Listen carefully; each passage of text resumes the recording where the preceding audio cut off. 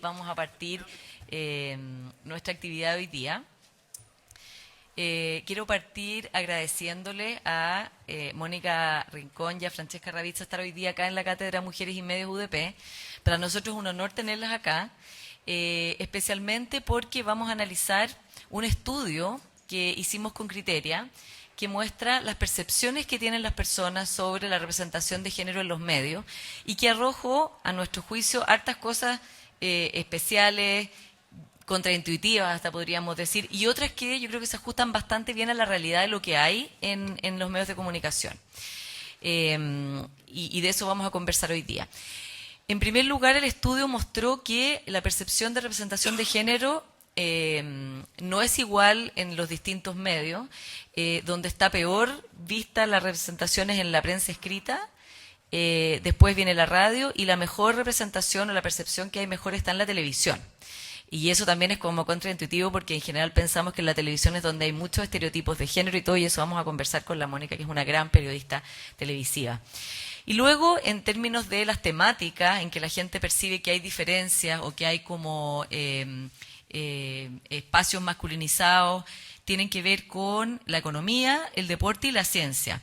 Y la Francesca es una comentarista deportiva de Radio Duna, también conductora de Radio Duna, y se ha especializado en un área que en general está muy masculinizada, y también queremos entonces conocer su experiencia, además siendo una periodista joven, que por lo tanto tiene una mirada del periodismo y de estos temas que es bastante más desprejuiciada que probablemente las generaciones anteriores. Y teníamos una tercera invitada que era la Marily Luders, que iba a hablar de economía. Ella dirige el Diario Financiero, pero razones periodísticas le impidieron venir hoy día, así que quedó pendiente para otra vez. Y también vamos a conversar, evidentemente, con ustedes dos y con las y los alumnos, el tema de esas áreas que van quedando como bolsones masculinizados. Y la economía, evidentemente, es una de ellas, no solo en que haya menos espacio en las secciones económicas, para que haya fuentes mujeres, entrevistadas mujeres, etcétera, sino también que los liderazgos gremiales y económicos son todos masculinos, a veces en la SOFOF, en la CPC, por lo tanto también los entrevistados como muy importantes de esa área tienden también a ser hombres. Entonces como que es un mundo que se autoalimenta, sin mucha diversidad tampoco. Y también un tema para tratar con ustedes y también, por supuesto, que comentemos, es que este estudio mostró algo bien impresionante, que es que hay una percepción de discriminación muy grande respecto de las diversidades sexuales, de que ahí sí que hay una discriminación muy grande porque en general se percibe mucha invisibilidad y que cuando aparecen, en general tienden a aparecer estereotipadamente en los medios de comunicación, especialmente en la televisión. Entonces también hay otro tema que es importante analizar en nuestra cátedra hoy día.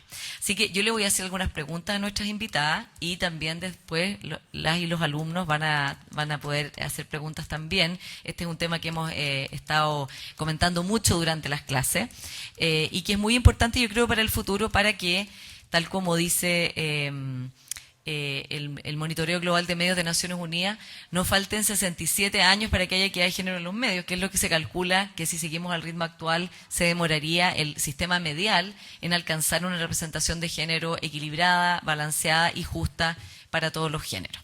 Así que voy a partir, como ya hice una presentación, la Mónica, solo voy a decir que, aparte que, todos ustedes la conocen seguramente por su trabajo muy destacado en CNN, donde está en el noticiario central, somos compañeras en Tolerancia Cero, nos gusta mucho cuando nos toca juntas, y ha tenido una carrera muy destacada en la televisión, también es columnista de CIPER, también es cientista política y ha tenido muchos reconocimientos a lo largo de su trayectoria.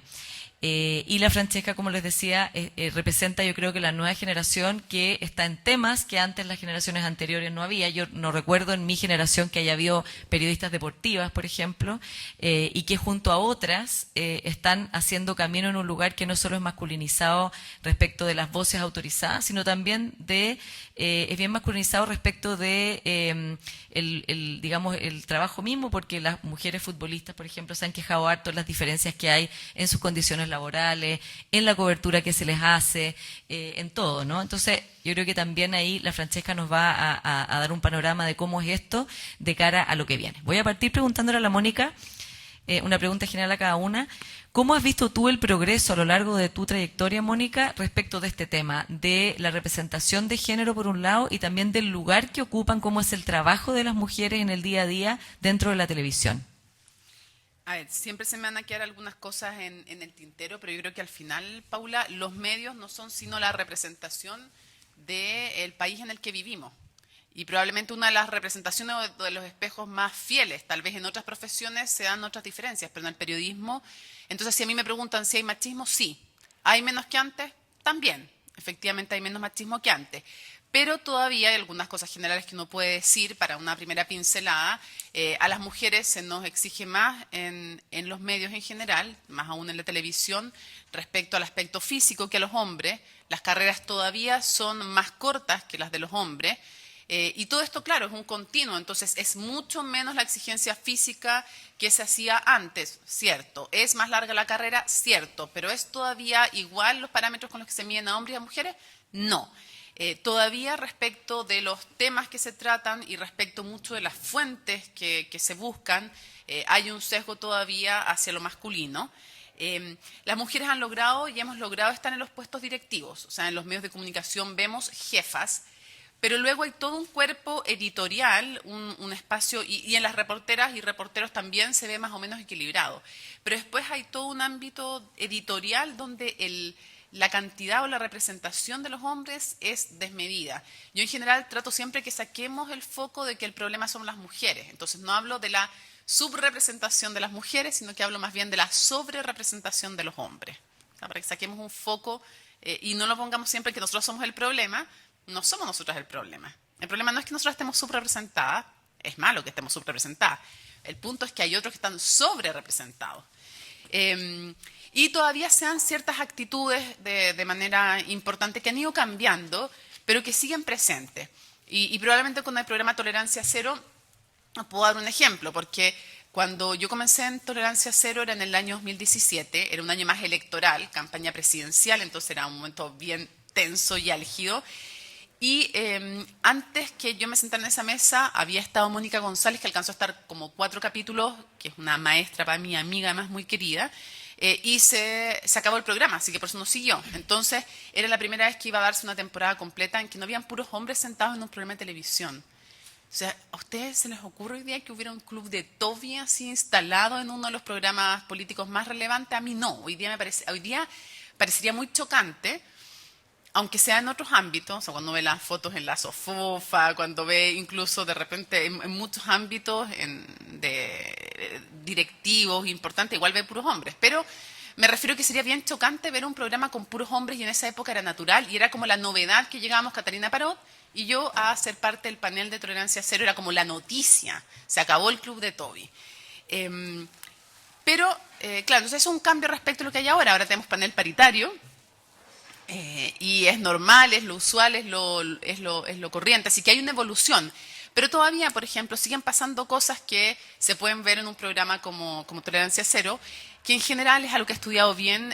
No me gusta tanto la cita de autores, encuentro que a veces encuentro que es como se sobrecita, pero en este caso se lo merece Mary Beard. Ustedes si la leen va a hablar de las mujeres y su intervención en el espacio público. Y en general está súper medido que las mujeres no solo en redes sociales, sino que en cualquier ámbito, cuando entran al espacio público y el espacio de la opinión, reciben mucho más agresividad de vuelta.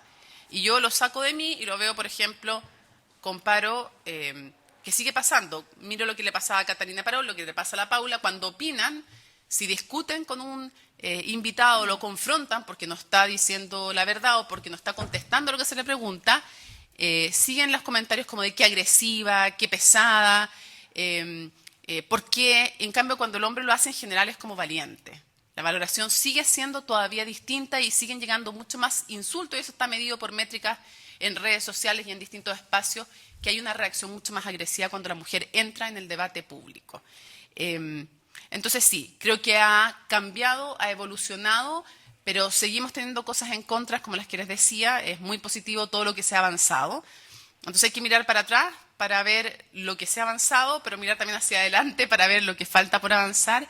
Y ahí todavía, en el ámbito que sea, las mujeres tenemos una doble jornada en general, mientras no hay feminismo puertas afuera, el feminismo que existe mientras no haya un feminismo puertas adentro, el feminismo que existe puertas afuera va a ser insuficiente, porque en general para decidir los puestos directivos, para planear carreras, para pensar en coberturas, todavía el hecho de que la mujer no tiene en general igual carga al interior del hogar hace una diferencia respecto a todos estos temas que les decía y también respecto al tiempo libre o del descanso con el cual llega cualquier instancia. Y esto para una camarógrafa, una reportera o para la jefa de prensa. Muchas gracias, Mónica. Francesca, cuéntanos un poco cómo fue tu camino para llegar a ser comentarista deportiva. Hace muy buenos comentarios deportivos, tengo que decirle a Francesca. Yo no soy ni una experta en deporte, pero me parece que es seca y sabe todo y tiene toda la información. ¿Cómo fue que te interesó y fue difícil? ¿Cómo fue llegar a este lugar, que es un lugar, como decíamos, bien especial y no el usual? Primero, muchas gracias por la invitación, gracias a ustedes por venir. Bueno, yo entré a estudiar periodismo porque yo siempre quise ser periodista deportivo. La verdad es que yo toda mi vida he hecho mucho deporte, fui seleccionada en el colegio de fútbol, jugué un mundial escolar, después jugué waterpolo, representé a Chile, pero yo sabía que lamentablemente con las dificultades que tenemos en nuestro país para ser deportista no iba a ser una forma en la que yo iba a poder vivir, siempre hacerlo como un hobby al final, que es lamentable porque me imagino que ustedes conocen mucha gente que ha querido ser deportista y no lo puede y tiene que optar caminos alternativos. Entonces yo dije, bueno, si no puedo estar en el deporte como deportista, me gustaría aportar de alguna forma y dedicar mi vida al deporte, y el periodismo me da esa herramienta. Entonces yo estudié periodismo en la universidad y al tiro busqué las formas de poder hacer mi práctica en un medio de comunicación donde pudiera estar en el bloque deportivo, y así lo hice. Después hice mi práctica y gracias a que estuve en el bloque deportivo en el Mega, después el editor, no había trabajo para quedarme en el Mega, me contactó para poder ser periodista en el canal del fútbol. Y ahí empecé a acercarme al periodismo deportivo, que me encantaba, pero la verdad es que no me gustaba solamente el fútbol, que encontraba yo que era como un problema que tiene el periodismo deportivo en nuestro país, que la mayoría son periodistas de fútbol. Y si uno se pone a analizar y a conversar con gente tan chatos de escuchar solamente fútbol, pero lamentablemente las encuestas dicen otra cosa en los ratings, cuando ponen otros deportes la gente se va. Y después me fui a Italia a hacer un curso de edición en medios digitales, y ahí tuve la oportunidad de cubrir deporte para alguna radio, y entre eso tuve la oportunidad de ir al clásico de la Madonina entre el Inter y el Milan. Y ahí dije, bueno, esto es lo que yo quiero, dedicarme 100% a cubrir deporte porque me llena, me encuentro que aparte lo hago relativamente bien. Así que nada, después me tenía que volver a Chile, y no tenía trabajo, y igual a mí como que la vida se me ha ido dando como bien fortuita, y llegué a la Radio Duna porque la Pitu, que es la directora ahora, era editora y se iba de postnatal, y necesitaban a alguien que no la reemplazara, pero ayudara a aportar, se necesitaba gente. Entonces ahí yo siempre no fui contratada como periodista deportiva, pero siempre yo insistía en que había que hablar de deporte, que por favor hiciéramos un bloque deportivo, y finalmente yo he tenido la suerte que mis jefes y mi jefa, porque yo tengo puras jefas, yo trabajo con puras mujeres, casi somos la editora y la directora son mujeres, me dieron la oportunidad y buscaron espacios en el que yo pudiera desarrollarme como periodista deportiva, y ahora hablo casi todo el día de deporte en la radio, aparte de mis labores de productora, pero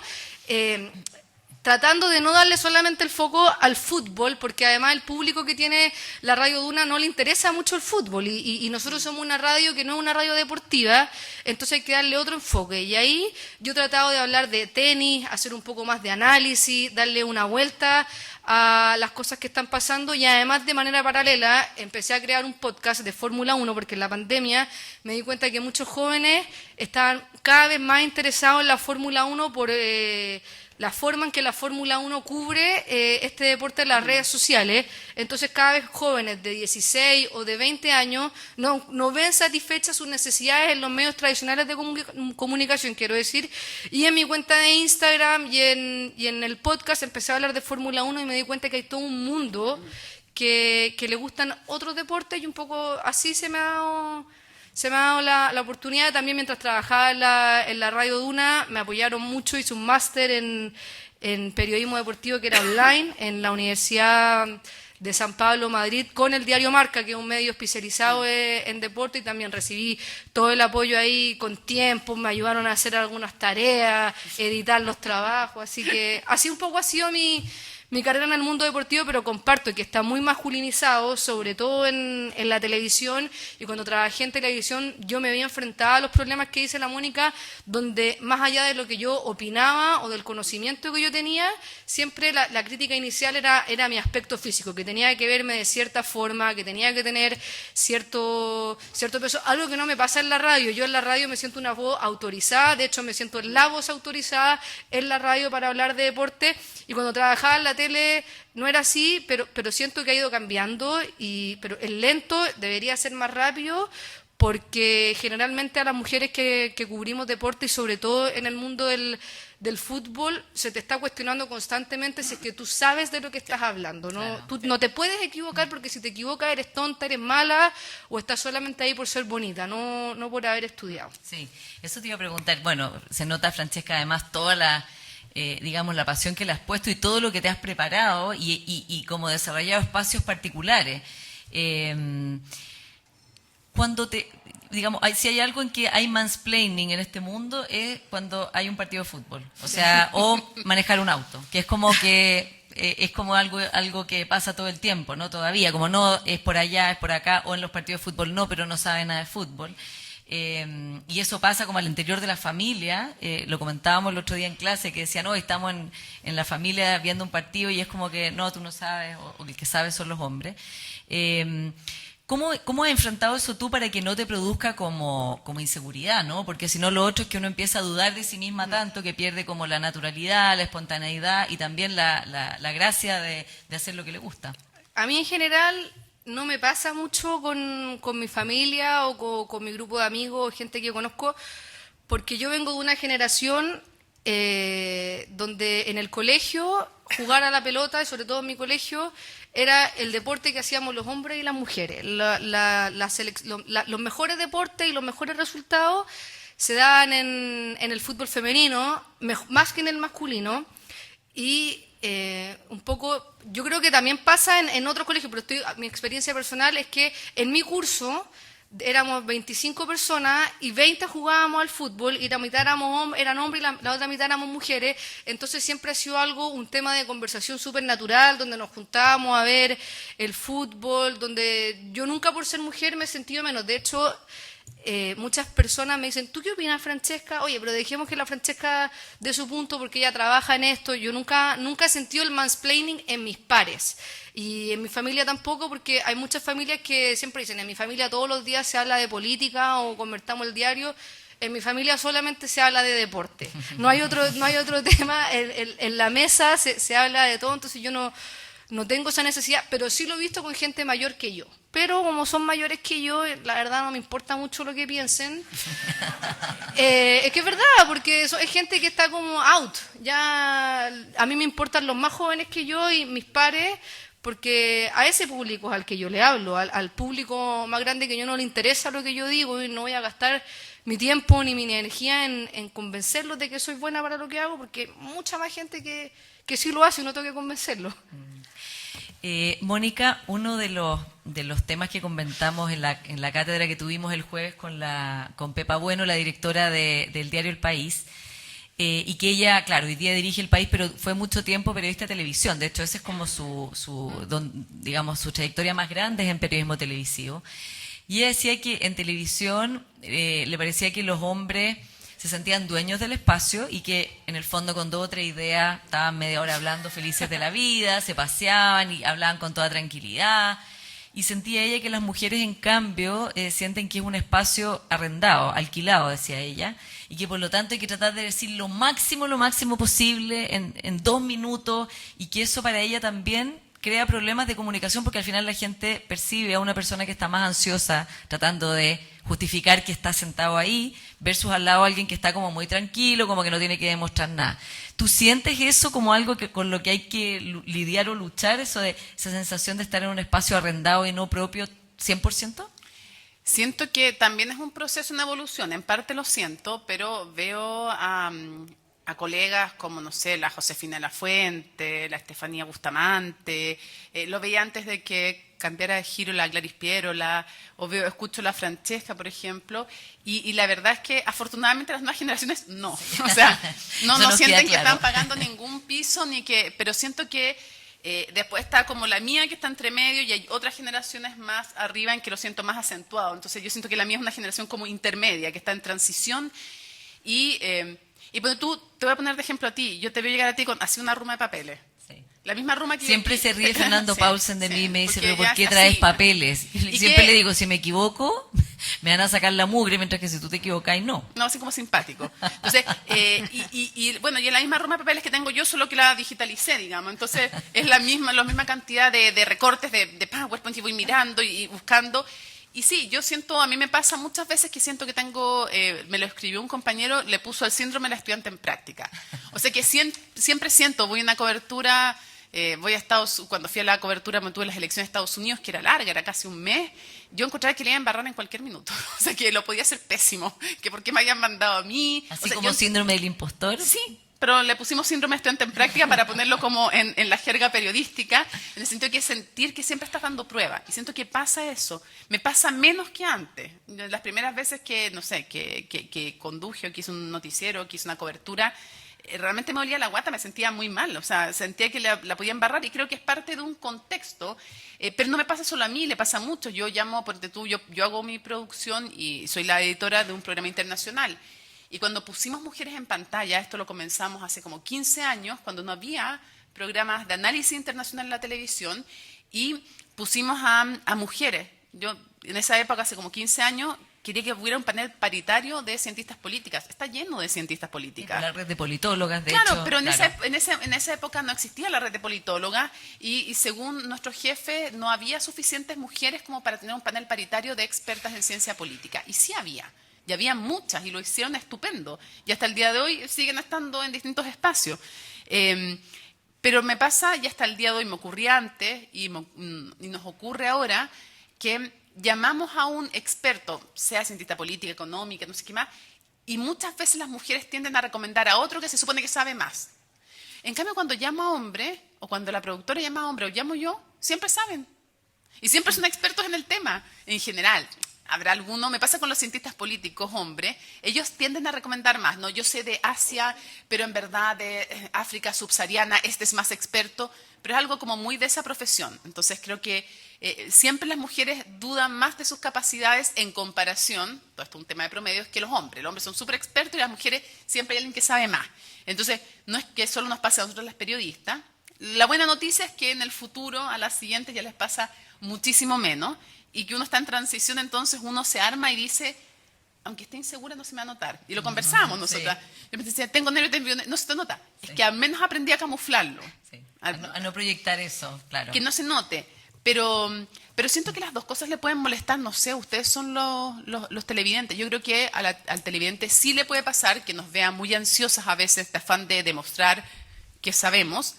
Pero también creo que le puede molestar también mucha jaita de alguien que no venga tan bien preparado. Entonces creo que las dos cosas pueden ser molestas. Sí.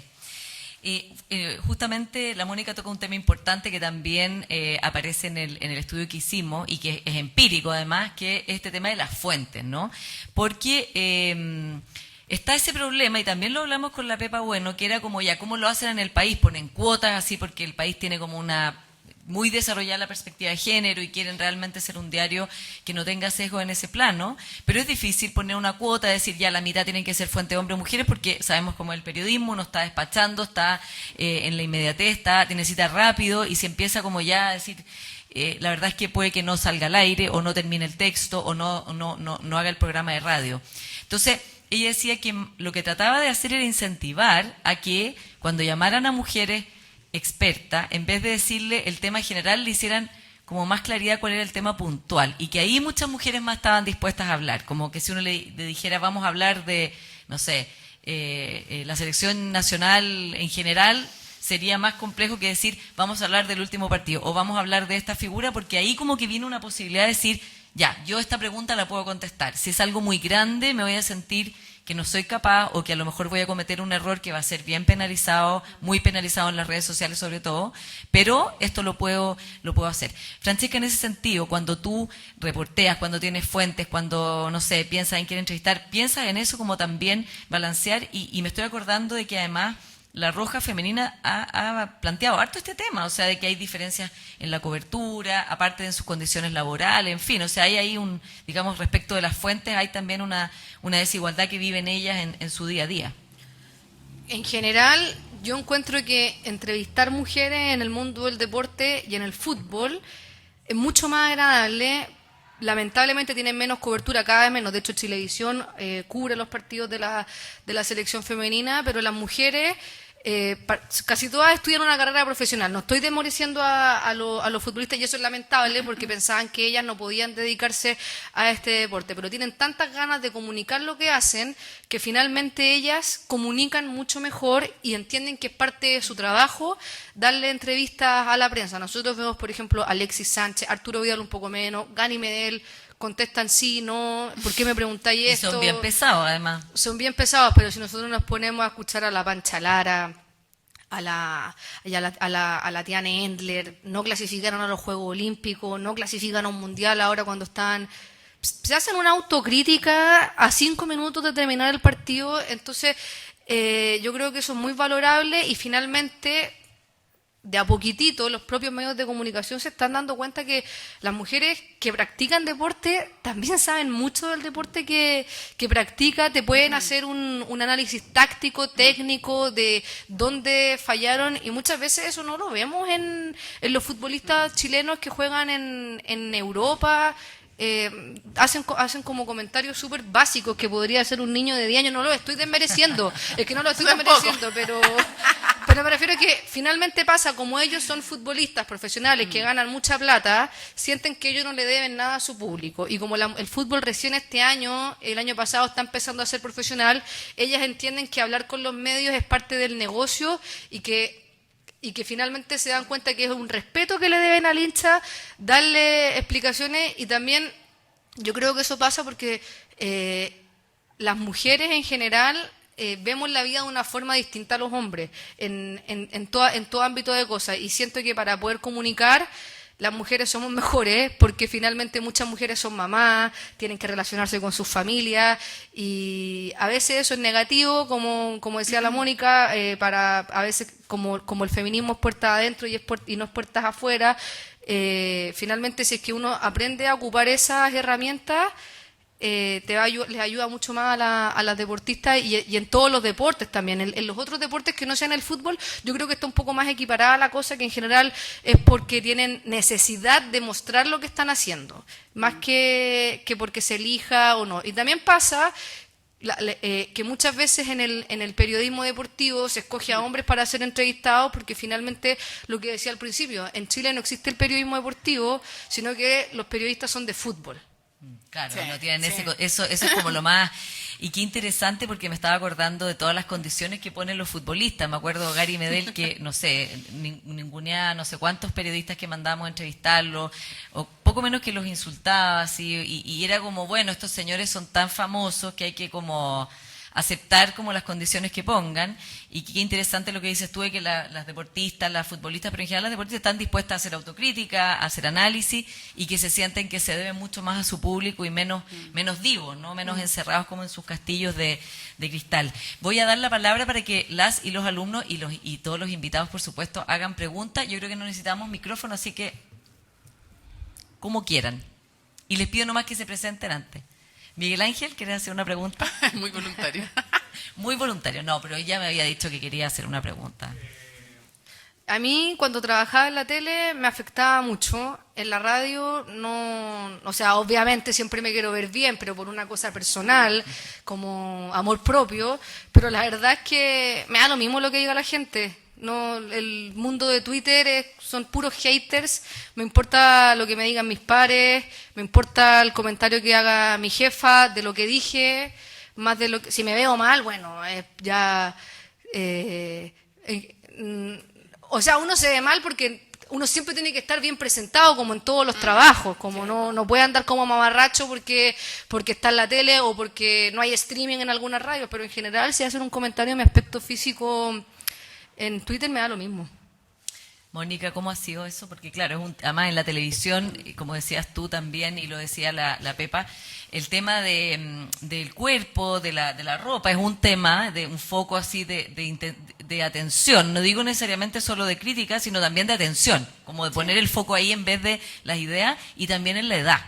Que era otro tema que la Pepa, bueno, dijo que ahora las mujeres, o sea, que en general había como una invisibilidad de mujeres mayores en la tele que era muy complicada porque era como que en un punto desaparecía, mientras que los hombres siempre las canas se le veían estupendas y las arrugas se le veían estupendas y todo el paso del tiempo era un plus. Claro, es la edad y el aspecto físico, porque no voy a dar nombres, pero hay hombres en la televisión que si tú los hicieras mujeres, con ese aspecto jamás hubieran estado en pantalla. Y lo sabemos. Y probablemente si yo pesara 60 kilos más de lo que peso, no estaría leyendo las noticias en el noticiero central. Seamos honestos. Ahora, ¿la cosa ha mejorado? Sí, ha mejorado. Yo recuerdo, y le tengo mucho cariño a Cecilia Serrano, que a los 40 años la encontraban vieja. La jubilaron a los 40 y algo años. Y era el comentario que estaba súper vieja. O sea, yo estoy rechoncha entonces de vieja. O sea, entonces yo creo que lo que te ayuda al final son dos cosas. Uno, el paso de los años te da madurez y te da seguridad. Y lo otro, el fortalecer tu trabajo. Y también yo he tratado de alguna manera de darle alguna mano también a otras generaciones y cambiar ciertos estereotipos. A mí me da sí pena porque yo veo a las que van entrando, a muchas de las cuales sí les duele mucho y les afecta mucho todavía, porque entrar a trabajar, yo también he trabajado en radio, yo trabajé en la Radio Duna, trabajé en la Duna, no, en la Cero, trabajé... ¿Sería bueno trabajar en la Duna? Bienvenida a la Duna. Mira, ahí tenemos a la jefa de la Duna ahí está. Feliz. Pero no, trabajé en la Amadeus, en la Cero y en la Bio Bio. Y en la Bio Bio yo literalmente llegaba en pijama a veces, pero un pijama decente, un buzo y porque me levantaba, no sé, pues, me levantaba, llegaba con Tomás Muchati, hacía el de las 6:30 de la mañana. O sea, no sé quién tiene valor para andarse arreglando esa hora. Digamos, yo iba, y además que en esa época no ponían todavía cámaras, entonces era mucho más, para mí era mucho más mágico y era más relajado además porque no había cámaras, esas cámaras que tienen todas las radios ahora, y qué entretenido, pero resulta que, bueno, en esa época uno podía llegar con buzo, zapatilla y bien, y casi que pijama. Solo agüita antes de... Claro, agüita y sería todo. Pero yo veo a muchas y muchos, porque también es con los hombres, esto no es solo con las mujeres, pero es mucho más fuerte con las mujeres que recién van entrando a la televisión y les duele. Y les duele. Entonces, me dan ganas de decirle como a su persona futura, después ya no te va a doler tanto. Y sobre todo creo que lo más importante es afirmarse en el trabajo que uno hace.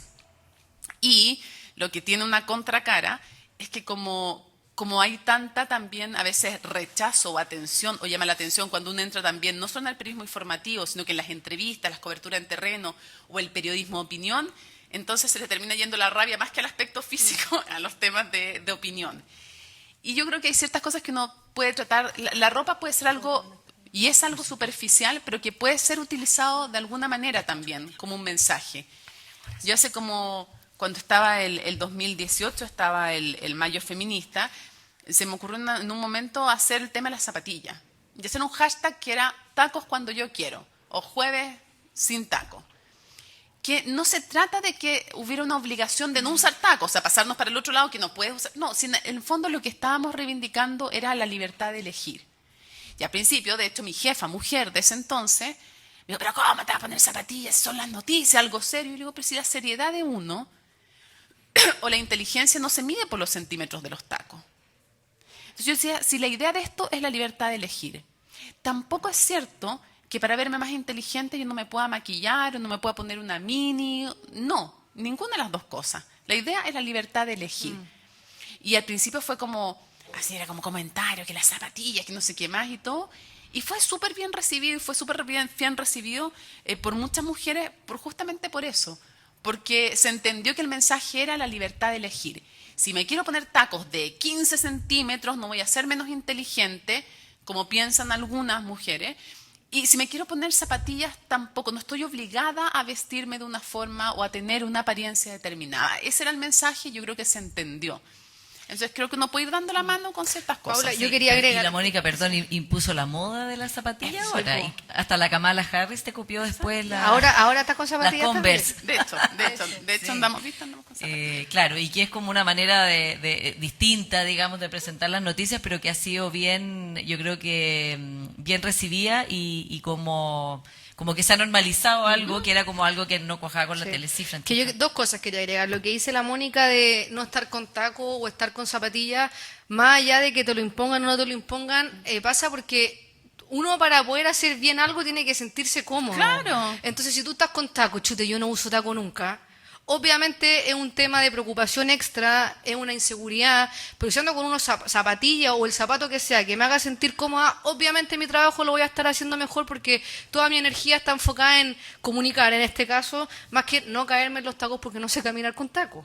Y además que también que tiene que ver con contexto, porque lo que te decía, también me molesta cuando te dicen, ay, pero ¿por qué te maquillaste? ¿Por qué ese vestido tan apretado? O sea, Claro, ¿es en un lado o en el No, otro? claro, tampoco me quita Claro. inteligencia y tiene que ver con el contexto. O sea, como que yo empecé a pensar, si yo fui a una cobertura en el Congreso, o sea, en el Congreso a veces llegamos a las, no sé, 6 de la mañana y nos vamos a veces a las 6 de la tarde, 12 horas con taco, ¿en serio? ¿Por qué? Y persiguiendo a Sí, los y demás. claro, y corriendo al ministro, no sé qué más, diputado. O sea, ¿por qué? O sea, qué absurdo que además en ese contexto me lo tenga que exigir porque es lo que se supone que tengo que hacer. No, ¿por qué? Zapatos bajos, zapatillas, lo que yo quiera. Entonces, de nuevo, es la libertad de elegir, porque al hombre no le imponen tantos estereotipos. No tiene No, que claro, no es concentrar, tema, ¿no? no tiene que concentrarse. Hay un experimento que hizo ya no sé si era sueco o era británico, pero era una dupla televisiva.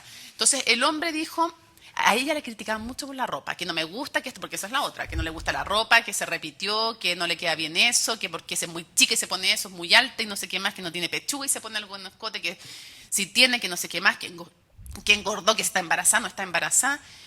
Y no esto solo en las redes sociales, en la calle también te lo dicen. Oiga, que se ve bonita en persona.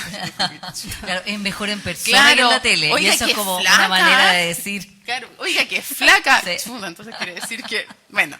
Entonces, como que este compañero, frente a su compañera, que la molestaba mucho por la ropa, se compró, ponte tú, 4 trajes negros, la misma chaqueta y una corbata gris, por ejemplo. Y las camisas eran todos iguales, tenían 5, ponte tú. Y se puso durante 6 meses la misma ropa. Y nadie se dio cuenta. Al día 6, el noticiero dijo, como un statement, como para hablar de este tema, dijo, yo quiero contarles que ustedes han hecho casi una campaña en contra de mi compañera, criticando y sintiéndose con el derecho además a meterse en algo tan personal, porque es tu espacio. O sea, tu cuerpo, tu forma de vestirte es un espacio muy privado, que nadie debiera sentirse con derecho a meterse. Bueno, decía, ustedes han molestado a mi compañera durante, no sé, tantos meses. Quiero contarles que hace 6 meses que me pongo la misma ropa y nadie se ha dado cuenta. Claro, y que eso Fue es lo que como- pasa, po, como digamos, lo que está normalizado es no fijarse en eso. Y No, en porque las mujeres, fijarse en lo que dice. Claro, fijarse en ese tema. Hola, yo creo que no quedarse con la base de datos que necesariamente hay en el medio en el que tú trabajes, sino hacer tu propia investigación en las universidades donde hay muchas académicas. Uno puede llamar al contacto de prensa y ellos te tienen una lista gigantesca de todas las especialistas, y tanto mujeres como hombres, y hacer tu propia investigación. A lo mejor efectivamente es un hombre el mejor en ese tema, pero preguntar quién es la persona que hace tal cosa, y ahí te vas a dar cuenta que hay muchas mujeres que están haciendo un gran trabajo investigativo o de distintos temas, y muchas veces porque finalmente lo fácil, y uno cuando está en los medios dice, ya mata a este que tengo el teléfono, siempre contesta, pero a veces si uno tiene un poco más de tiempo de darse ese trabajo, yo creo que va a ayudar mucho a lograr esa paridad a la hora de tener fuentes. Mónica. Yo creo que hay una obligación en reparar esa injusticia histórica. Entonces, tenemos que hacer un esfuerzo, y si es un doble esfuerzo, nos estamos haciendo cargo nomás de lo que tenemos que realizar. Entonces, la búsqueda intencionada funciona. puede requerir más tiempo, pero es un tiempo que tienes que tomarte porque hay una obligación. Al final los medios tienen que ser reflejo del país. El país está compuesto por hombres y mujeres y por lo tanto es nuestra obligación poner mujeres como fuentes. Y yo no quería dejar pasar el tema de las minorías y de las disidencias sexuales, porque creo que pasa mucho que se les estereotipa, pero además pasa mucho que en general los ocupamos como fuentes o los citamos como fuentes para hablar solo de esos temas. Entonces, el abogado que es homosexual y se ha dicho, lo citamos cada vez que hay problemas de diversidad de género, de discriminación, y no lo citamos a hablar, no sé, es penalista y nunca no lo citamos, no se nos ocurre citarlo para hablar de un juicio penal. Y eso yo quiero extenderlo a las personas en situación de discapacidad. También pasa. En general, las personas en situación de discapacidad la estereotipamos y además la hacemos fuentes solo de los temas que tienen que ver con los problemas de las personas en situación de discapacidad. O sea, hay una abogada, no sé, la Sole Cisternas, que es brillante y sabe de 1000 temas. La otra vez teníamos una analista internacional y me acuerdo que una productora me dice, pero ¿cómo si es ciega? Y necesitáis que no sea ciega para que venga a hablar de... Es que como que se va a cachar. Es más, le dije, me encantaría que se cachara. Porque es un mensaje, incluso no lo estoy haciendo por eso, pero si se cacha no es un problema, o sea, ¿cuál sería el problema? Al contrario. Entonces, para mí todo lo que sea como diversidad de acentos, o sea, porque no, es que se nota que habla como peruano. ¿Cuál sería el problema? Entonces, todo lo que sea diversidad de acentos, de personas en situación de discapacidad o no, de distintas edades, también hay a la gente que va teniendo, hay gente, por ejemplo, en ciencia política que tiene muchos años y que tiene mucho carrete y sigue investigando. ¿Y por qué no vas a, no sé, Mladen Yopo, por ejemplo? Se me dice, ay, pero vas a invitar a ese viejo. Ese viejo está haciendo papers más interesantes que muchos jóvenes. Entonces, la diversidad, creo yo, es algo que es una obligación. No creo. Sé que es una obligación de los medios de comunicación. Igual yo creo que eso va a ir cambiando con los años, Sí. porque, por ejemplo, las generaciones anteriores a la nuestra, ni una posibilidad de hacerlo. Las que están quizás un poco mayor que yo, que ahora están en cargos de jefatura, se lo cuestionan. Dicen, tenemos que hacerlo. Y seguramente cuando mi generación esté en la jefatura, va a ser normal, va a dar lo mismo. Y cuando ustedes estén en cargo de jefatura, ojalá sea la regla, o sea, que no sea un tema de conversación si esa persona tiene discapacidad, si pertenece a una minoría, que solamente les importa entrevistarlo porque es bueno en lo que hace. Yo creo que muchos nos dedicamos a criticar a lo que está pasando, pero también tenemos que agradecerle mucho a las mujeres periodistas que han estado antes que nosotras y que están ahora y que han hecho un trabajo, porque a mí, por ejemplo, que yo me siento como de los periodistas jóvenes todavía, siento que se me ha hecho el camino mucho más fácil porque hay otras mujeres que han dado la pelea por mí y espero que cuando a mí me toque ser una referente o que alguien diga, oye, la Francesca hace esto, ya su trabajo no sea cuestionado por O sea, ser tú mujer. ya eres un referente. Ya lo eres. ¿Cachai? Que probablemente un hombre a tu edad, siendo comentarista, produciendo en Radio Duna, haciendo lo que tú has hecho, ya se siente un referente. También por humildad y por sencillez y todo eso me parece bien que lo sigas pensando así. Pero tú ya eres un Gracias. referente. Bueno, de hecho, aquí está sentada. Pues, como O sea, un referente. y lo otro, yo quiero dar un ejemplo de ese tema. Creo que esa frase que en el fondo esto es una aposta y el feminismo no es una ola, es un tsunami. O sea, son trenes de ola. Y es también generosidad y es darse la mano y también para los hombres. También es que los hombres tengan conciencia de aquellos privilegios que han tenido, pero que les son invisibles. No se trata muchas veces de mala voluntad, sino que no saben ese privilegio. No sé, un ejemplo, una cifra. En Chile y en Latinoamérica, en promedio, entre los 5 y los 18 años, las niñas hacen un 50% más de trabajo doméstico que los niños. Esto quiere decir que los niños tienen un 50% más de tiempo libre que las niñas, en promedio. Y eso tiene consecuencias. Van a leer más libros, cada vez eso se va a ir estrechando, ojalá, pero van a leer más libros, va a tener más tiempo libre, más amigos, más redes, y eso es efectivamente una diferencia. Entonces creo que tener conciencia de eso y darnos las manos es súper importante. Yo sé, a mí, Mónica González, yo nunca me había atrevido a escribir, ella me impulsó para que escribiera columnas en CIPER. Y también me ha pasado en coberturas también, en que me dan la mano y yo le doy la mano a otra. Por ejemplo, en Estados Unidos teníamos una larga cobertura y queríamos dejar entrevistas antes y dejar cosas antes.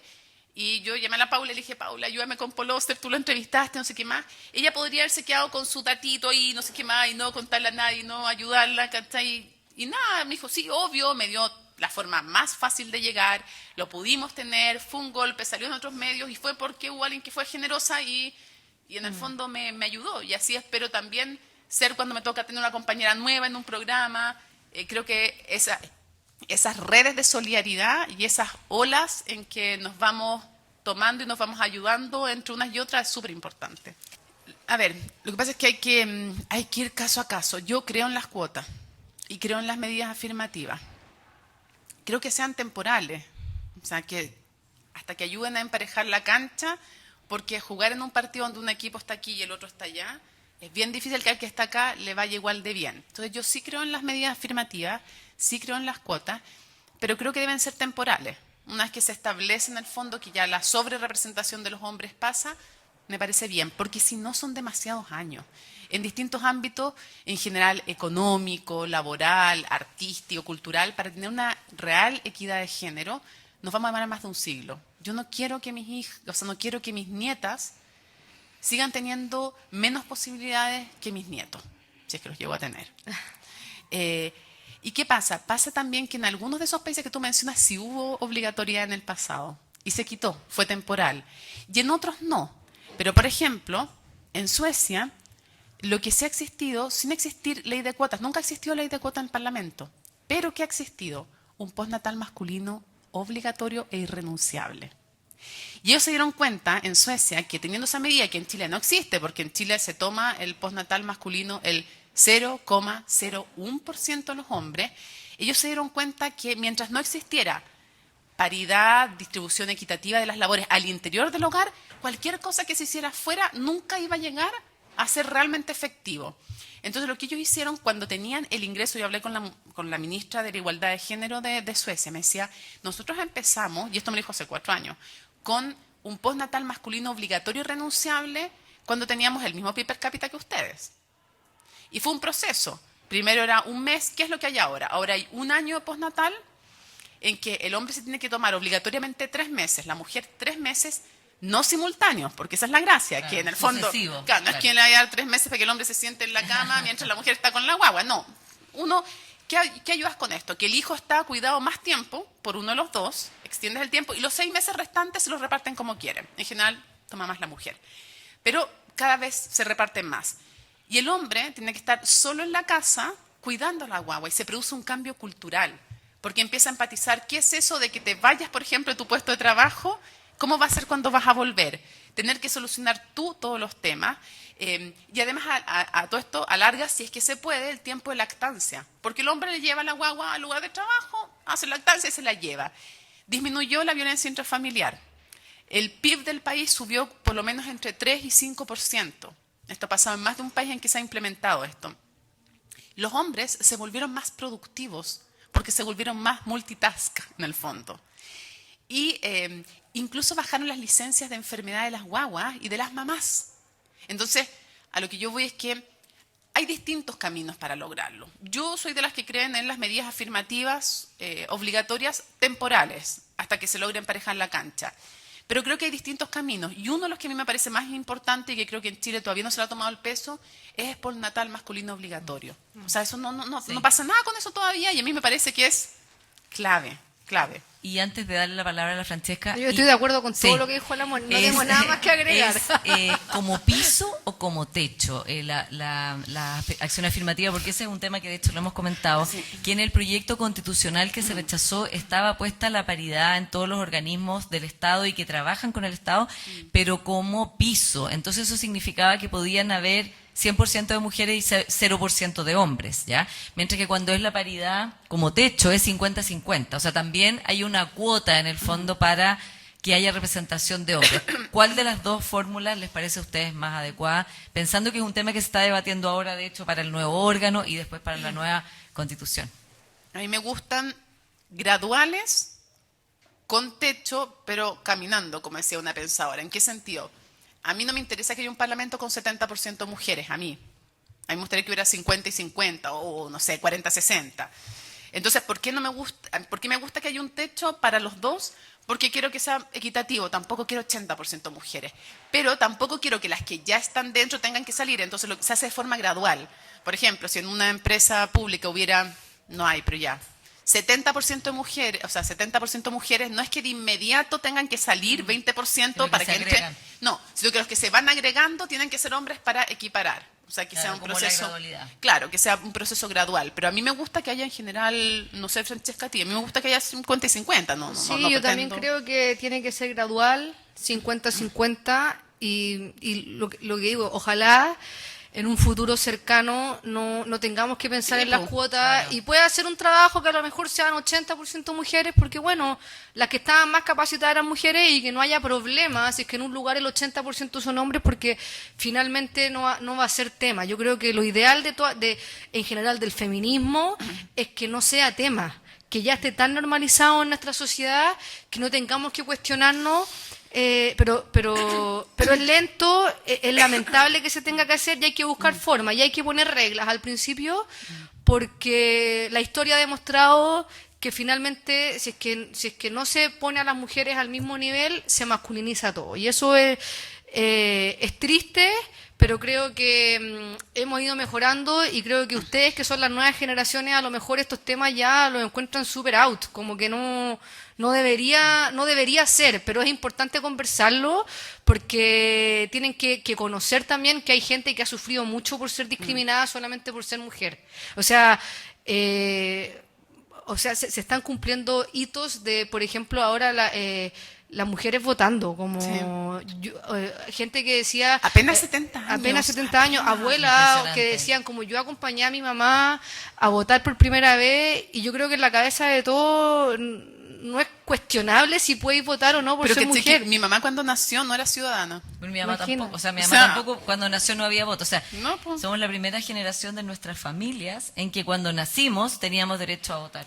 Claro, y lo otro también es que hay un paper que se llama La crisis del hombre mediocre, y que habla sobre el tema político sobre todo. Y ahí dice, bueno, o sea, básicamente lo que dice es que las élites se reproducen a sí mismos, y esto sirve para todo en todo caso.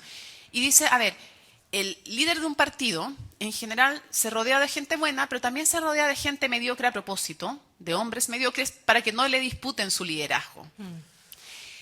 ¿Qué pasa? Que por estadística, a menos que alguien me demuestre que las mujeres tenemos un ADN distinto para la política y que existe el gen político masculino que los hace más capaces, por estadística uno debiera pensar que hay 50 y 50 de talento. Entonces, que hay un 20% mujer en el Parlamento quiere decir que junto con hombres tremendamente capaces, hay hombres menos capaces que las mujeres que quedaron fuera.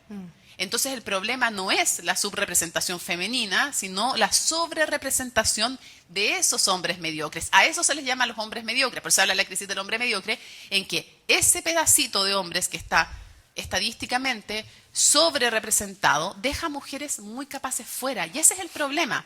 Es como si alguien dijera, desarrollémonos sin cobre. Ustedes dirían, pero ¿por qué nos tenemos que desarrollar sin cobre? Vamos a dejar una riqueza fuera. Entonces, ¿cómo nos podemos desarrollar sin el talento de mujeres más capaces que hombres que quedaron dentro? Por eso en una primera etapa son necesarias las cuotas, porque ayuda a nivelar la cancha, y después ya naturalmente las élites están compuestas de manera mixta. Entonces, ¿qué pasó cuando en Finlandia se quiso hacer y se puso en algún minuto ciertas necesidades de cuota? Lo que pasó es que mejoraron los rendimientos, la asistencia, los mismos hombres se vieron más desafiados, los candidatos fueron mejores, y es cosas medibles, porque es la cantidad de proyectos presentados, la cantidad de estudios, la cantidad de asesores, disminución de escándalos de corrupción. No es porque las mujeres sean mejores que los hombres, sino porque en el fondo ese líder que antes se protegía rodeado de gente más mediocre para que no lo desafiaran, dijo, voy a tener que entrar a competir con el otro partido y necesito a las y los mejores. Entonces, yo creo que por eso, en una primera instancia, son necesarias las cuotas, a menos que alguien descubra que hay un ADN especial en algunas áreas para los hombres, y corrige también para las mujeres. Yo, por si acaso, no quiero solo más ingenieras, quiero también más matrones, hombres, quiero más pedagogos, quiero más educadores de párvulos. O sea, creo que hay que revalorizar lo femenino también, y junto con regalarle un telescopio a la niña, regalarle una escoba al niño. O sea, creo que son mundos que no tienen que ser ni hombres ni de mujeres, sino que tienen que ser mundos valorados y libres de entrar y de habitar por hombres y por mujeres. Yo sí, pero como decía al principio, porque adelante mío hay una generación que se ha sacado la mugre, que ha luchado un montón para que yo cuando entrara a estudiar periodismo, siempre poder ser periodista deportiva fuera una meta en la que yo estaba segura que la iba a poder cumplir. Por ejemplo, pienso en la Cecilia Lago, en la Romina Cannoni, que han hecho un tremendo trabajo como periodistas deportivas, están súper capacitadas. La Cecilia Lago se tuvo que ir a vivir a Países Bajos para poder desarrollarse como presentadora y escribe en los mejores diarios, en los mejores medios. Y porque acá en Chile a ella no le dieron el espacio.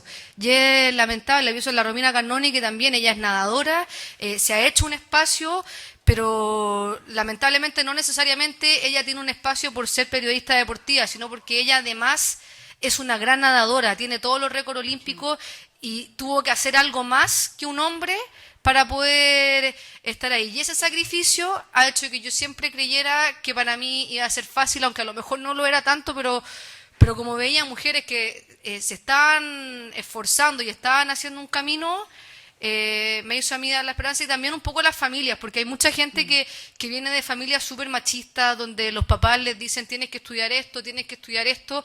Yo afortunadamente vengo de una familia donde mi papá no le ayudaba a mi mamá, sino que mis papás se repartían las tareas domésticas, entonces eso también yo creo que ayuda mucho en la forma en la que yo siempre me he visto una igual a un hombre, porque desde que yo era muy chica me lo enseñaron, era mi papá el que me llevaba a jugar fútbol, era mi papá el que me incentivaba a hacer un magíster en periodismo deportivo, al que me llevaba a los entrenamientos, obviamente mi mamá también, pero tener el apoyo del papá y de decirte que yo soy capaz de todo, igual que un hombre, que da lo mismo que sea mujer, eso a mí también me ayudó para tener confianza.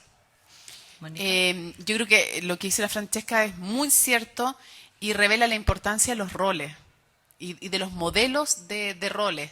O sea, qué importante es, por eso también es importante las cuotas, para que las niñas sepan que que sus sueños no tienen techo. Ver a otras mujeres en la ciencia, en lo artístico, en lo que sea, y también con la libertad de seguir.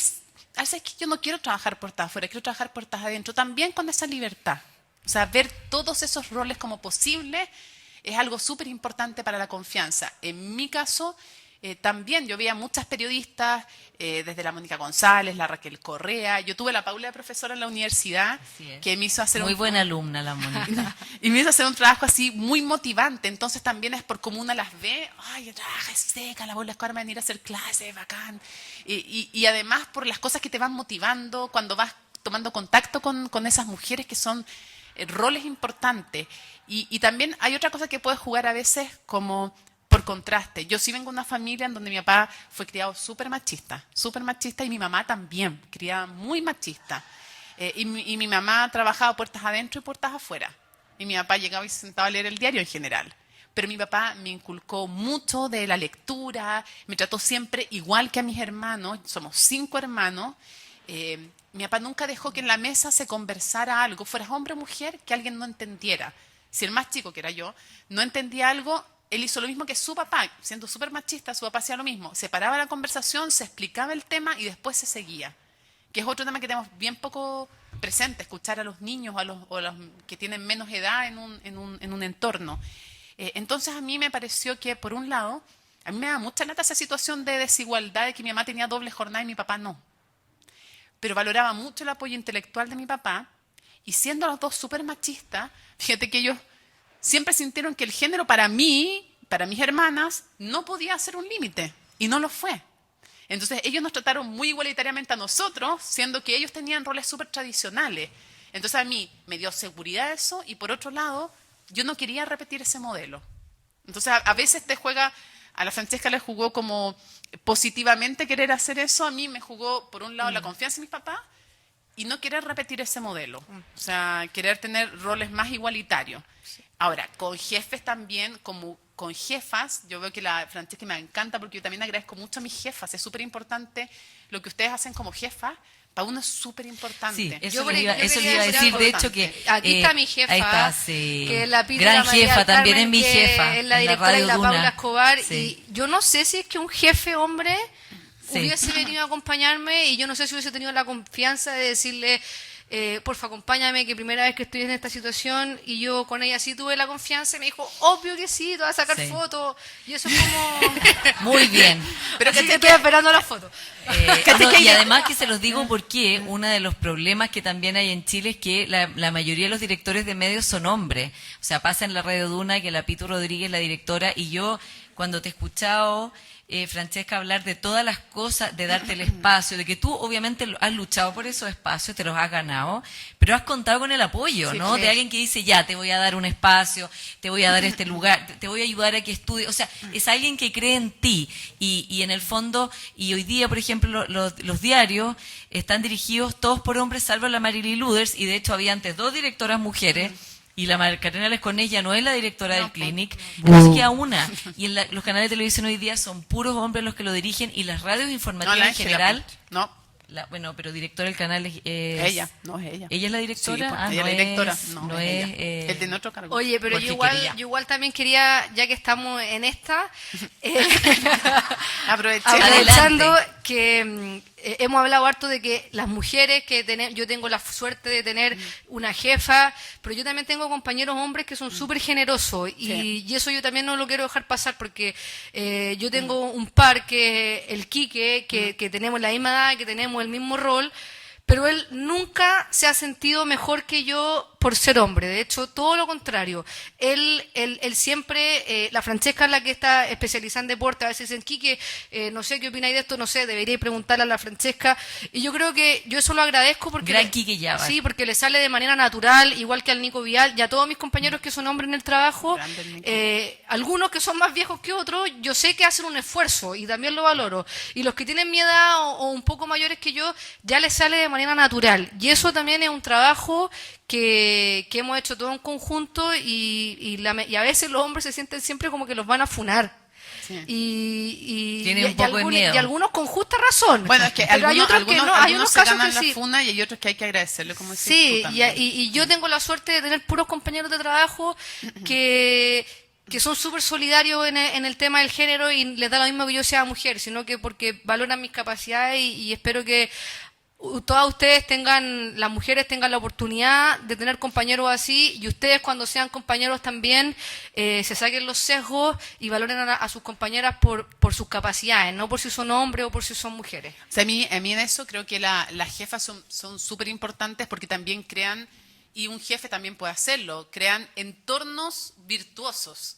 Porque se comienza a ver un entorno que funciona, es como un ecosistema que funciona bien. Nosotros antes teníamos a María Paz Eppelman y yo le agradezco mucho porque ella se la jugó porque hubiera panel paritario. Creó también canales de denuncia para temas de acoso sexual que antes no existían. Y yo se lo agradezco profundamente. Y espacios de conversación, donde las chiquillas también le dijeron a sus compañeros, mira, tú cuando haces esta broma a mí realmente me hace sentir incómoda. Y tú cuando tienes este gesto bueno, a mí me empoderas mucho más. O sea, no era solo decirse cosas malas, sino también decirse cosas buenas. Y además hubo un seguimiento de políticas de sueldos también, para nivelar en el fondo a igual función, igual paga. Entonces yo se lo agradezco a la María Paz porque ella me decía, para mí ha sido un aprendizaje también este camino.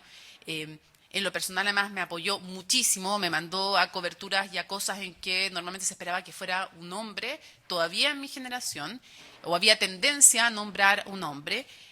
Y Ángela Robleo, que es mi jefa también, nunca ha sido tema. De hecho, los 3 noticieros los encabezan mujeres en la señal donde yo estoy. Y fue una decisión, porque ella podría haber puesto duplas o podría haber puesto un hombre, y a ella le pareció que en el caso de cada horario era una mujer la que lo tenía que hacer porque era la mejor capacitada en ese horario según la distribución de trabajo que iba a hacer. Y eso es súper importante. Y es bonito el aprendizaje también de los hombres que tienen más edad. Yo con Fernando Paulsen me llevo increíble. Y también ha sido un aprendizaje, porque él pasó de estar en un club de Toby a paneles paritarios, y eso es un proceso de aprendizaje. Y junto con eso voy a destacar también a Francisco Poblete. Yo nunca me voy a olvidar, hasta que me retire, que yo estaba embarazada de mellizos con una hija que venía con síndrome de Down, con problema al corazón, y además embarazada de mellizos, y él me propuso y peleó porque yo condujera, cuando se fue Montserrat Álvarez, en forma estable Estado Nacional. Y yo no sé cuántos hombres, ni siquiera cuántas mujeres hubieran tenido ese gesto. Y yo nunca me voy a olvidar y nunca lo voy a dejar de decir. Y lo mismo con Rolando Santos, que me llevó para CNN Chile, teniendo yo una hija nacida, internada en la UTI, y teniendo otro hijo de la misma edad. Y cuando yo le dije que si estaba loco porque yo tenía esta situación, me dijo, bueno, yo también tengo mellizo, y yo ya sé cómo trabajas tú en esa situación extrema. No sé cómo eso le puede pasar a cualquiera. Y yo no sé cómo va a reaccionar, contigo ya sé. Así que no, lo encuentro estupendo. O sea, esos gestos son gestos concretos que también han tenido hombres, por lo menos en mi carrera, y como dice Francesca, también en la tuya.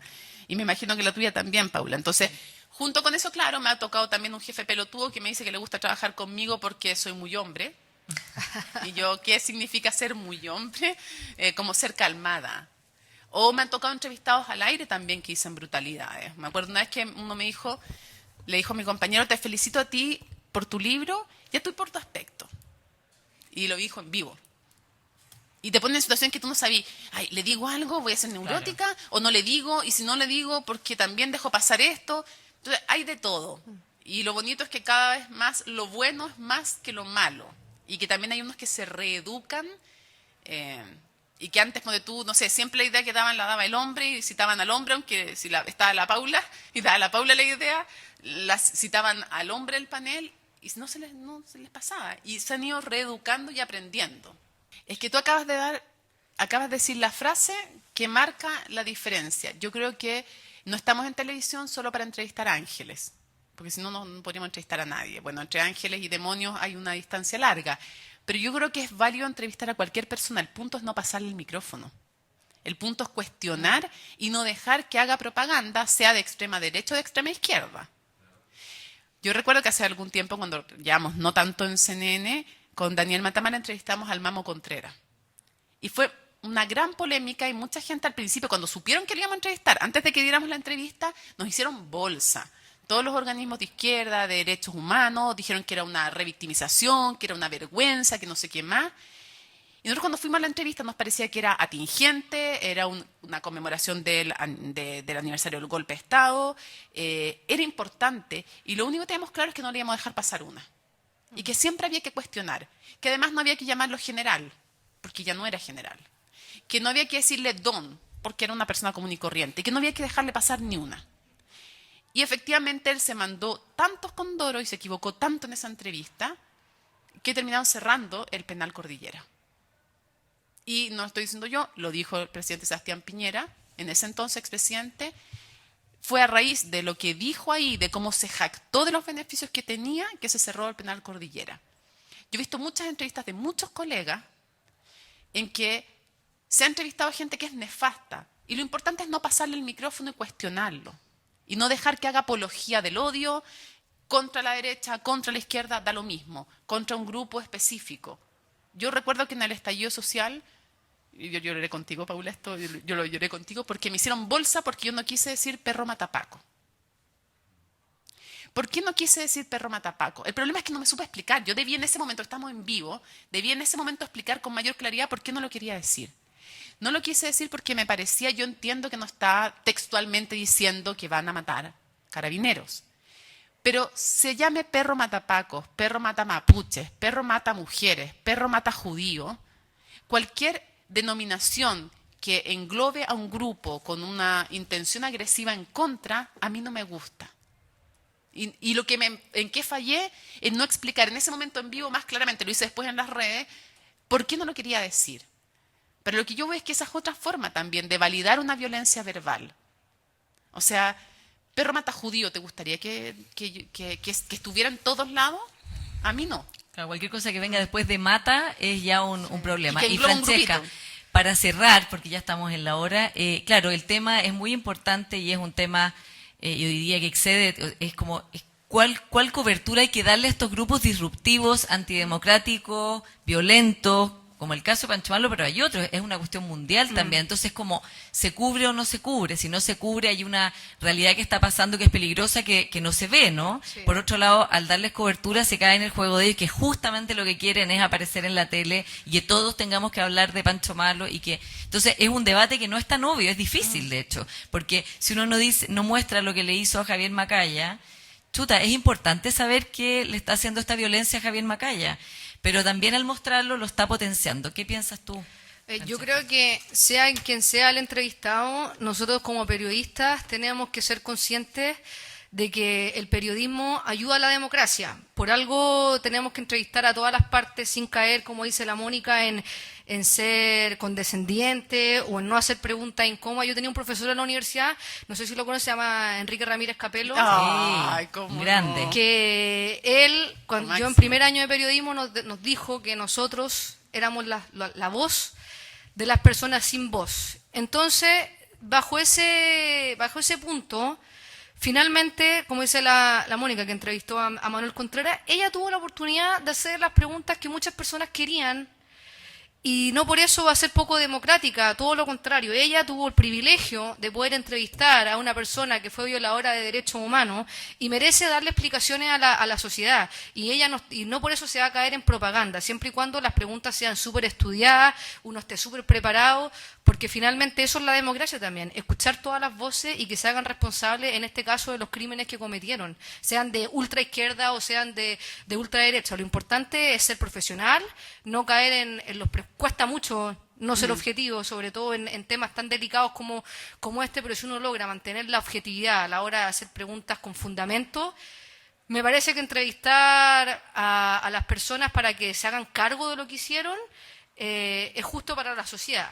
Como dice la Mónica, no darle el micrófono para que digan lo que quieran, sino cuestionarlo. Es parte del periodismo y el periodismo a veces se nos olvida, pero es fundamental para ayudar a la democracia. No por algo somos el cuarto poder. Bueno, Pero y que- además, una sola sin cosa que- periodismo no hay democracia, además. Me acordaste cuando dijiste lo de Ramírez Capello, que también fue profe mío, así que no estoy tan vieja, que él decía que había que entrevistarlos con un micrófono, pero no pasarles el micrófono y ponerles un micrófono, no un megáfono.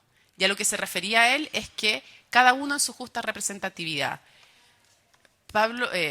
Javier Macaya representa muchas más personas que lo que representa Pancho Malo, objetivamente. Por lo tanto, el tiempo de cobertura de Javier Macaya, estamos hablando dentro de la derecha, siendo uno de extrema derecha, obviamente que proporcionalmente tiene que tener más espacio Javier Macaya que Pancho Malo. Pero si Pancho Malo fuera candidato a la presidencia y todas las normas le permitieran legales ser candidato a la presidencia, tendría derecho a estar en un debate presidencial. ¿Por qué Bueno, no salimos claro. a dejar fuera? Y de hecho ese fue el debate que tuvo la prensa americana cuando salió electo Donald Trump, y que lo tienen permanentemente, que es cuánto cubrirlo, pero por otro lado también no se puede cubrir algo que no es noticia. Claro, el problema es que allí también, el problema con estos grupos extremos también de izquierda, también Sí. los de extrema izquierda, es cuando por tener más clic o por tener más audiencia, tú los sobrerepresentas. Ahí hay un problema. Claro, porque tienen todos los materiales que hoy día en las po. redes sociales son como, digamos, Grito y pan plano. caliente. Oye, ha llegado la hora de cerrar esto. Un aplauso para la Mónica y la Francesca. Ha estado muy entretenido y tengo que decir que además de que son grandes periodistas, como ha quedado bastante claro hoy día, tengo la suerte y el honor de trabajar con las dos, con la Francesca en la Radio Duna y con la Mónica en CNN, y además son grandes personas, además de grandes periodistas. Así que muchas gracias a las dos, ha sido un honor tenerlas en la Cátedra Mujeres y Medios UDP. Muchas gracias a ti. Y Muchas seguimos gracias a con usted. hasta las nuevas actividades que están invitados los alumnos, las alumnas y toda la comunidad. Así que tengan buena tarde.